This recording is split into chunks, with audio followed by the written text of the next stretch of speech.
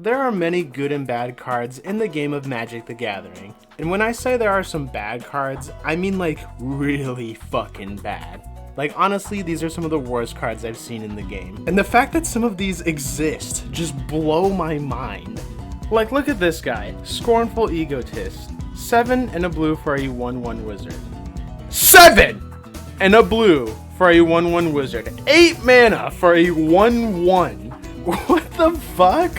Oh, but don't worry guys, you can wash away the pain of paying 8 mana for a 1/1 by having this come into play as a 2/2 for 3 mana, morphing it for 1 so it's a 1/1 again. What the fuck are you talking about? How is this card real? For comparison, there are many powerful 8-drop cards you can be running. Razaketh the Foul-Blooded, Ancient Silver Dragon, Avacyn Angel of Hope, and Vorinclex Voice of Hunger are just a few examples. Before seeing this card, if anyone described this to me, I would think to myself, you're fucking lying to me. There's no way something like that is real. But moving on, I wanted to talk about some bad cards that you can actually have some pretty good plays with. First up, we got Tempting Worm. 1 and a green for a 5/5 worm. When Tempting Worm comes into play, each opponent may put any number of artifact, creature, enchantment, and or land cards from his or her hand into play. This is going to give our opponents a huge advantage. They're going to be playing all kinds of big scary stuff for free. I just think it'd be really funny to cast Gather Specimens after playing Tempting Worm. And Gather Specimens is 3 and 3 blue for an instant. If a creature would come into play under an opponent's control this turn, it comes into play under your control instead. So you're going to be getting a ton of creatures out on your side, as long as your opponents take the bait. However, this still is pretty risky though, because remember, your opponents also get to play artifacts, enchantments, and lands for free. However, Tempting Worm can still be used as a political device. You can make deals with the other players and say like, hey, don't attack me, and I'll let you guys play all your stuff for free. Moving on to the next set of cards, we got Steel Golem and Grid Monitor. Both of these artifact creatures don't allow you to play creature spells. This is a huge stonewall effect for anyone using them. That's why we're going to play a bunch of donate cards and give them to our opponents so they can't play creature spells. A great commander for the donate theme is Zedru the Greathearted. For 1 red, white, and blue, you get a 2/4 Minotaur Monk. At the beginning of your upkeep, you gain X life and draw X cards, where X is the number of permanents you own that your opponents control. And for a red, a white, and a blue, target opponent gains control of target permanent you control.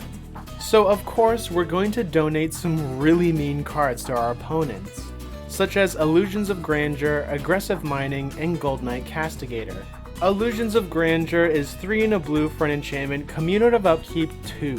When Illusions of Grandeur comes into play, you gain 20 health. When Illusions of Grandeur leave play, you lose 20 health. So when we play Illusions of Grandeur, we gain 20 health, but then we donate it to our opponent. And when our opponent can't play the commutative upkeep cost, or if they disenchant it, they lose 20 health. Aggressive Mining is really going to stop our opponents from ramping hard, especially if their deck is not built around this card. Gold Knight Castigator is 2 and 2 red for a 4/9 angel with flying and haste. If a source would deal damage to you, it deals double that damage to you instead. If a source would deal damage to Gold Knight Castigator, it deals double that damage to Gold Knight Castigator instead. Who cares if our opponent has a 4/9 flying haste? We're going to be dealing double damage to them. The last set of cards I wanted to go over is Phyrexian Negator, Soulgorger Org, and Eater of Days. All of these cards are super risky for the user. Phyrexian Negator is 2 and a black for a 5/5 horror. Trample. Whenever Phyrexian Negator is dealt damage, sacrifice that many permanents. Soulgorger Org is 3 and 2 red for a 6/6 Nightmare Org. Trample. When Soulgorger Org comes into play, you lose all but 1 health. When Soulgorger Org leaves play, you gain life equal to the life you lost when it came into play. And Eater of Days is 4 for a 9/8 Leviathan. Flying Trample. When Eater of Days comes into play, you skip your next 2 turns. So as you can see, these creatures can be super damaging to its controller. And that's why we're going to hand these guys over to our opponents with the Beamtown Bullies. So the Beamtown Bullies are 1 black, red, and green for a 4/4 Ogre Devil Warrior. Vigilance Haste. Tap, target opponent whose turn it is puts target non-legendary creature card from your graveyard onto the battlefield under their control. It gains haste. Goad it. At the beginning of the next end step, exile it. So the Beamtown Bullies pretty much reanimate your creatures, but under your opponent's control. And reanimating these creatures under your opponent's control can be potentially game-ending. Reanimating Soul Gorger Org under your opponent's control makes their life total 1. Reanimating Eater of Days makes them skip 2 turns.